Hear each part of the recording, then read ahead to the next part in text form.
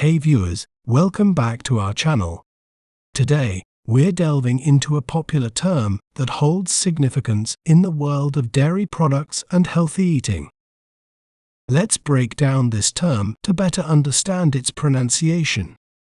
We may pronounce it as cottage cheese, cottage cheese, cottage cheese, cottage cheese.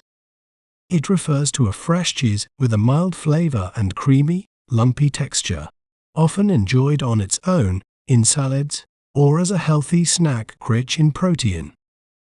Isn't it fascinating how breaking down a term can make it clearer? If you enjoyed learning about cottage cheese, be sure to subscribe to our channel for more educational content.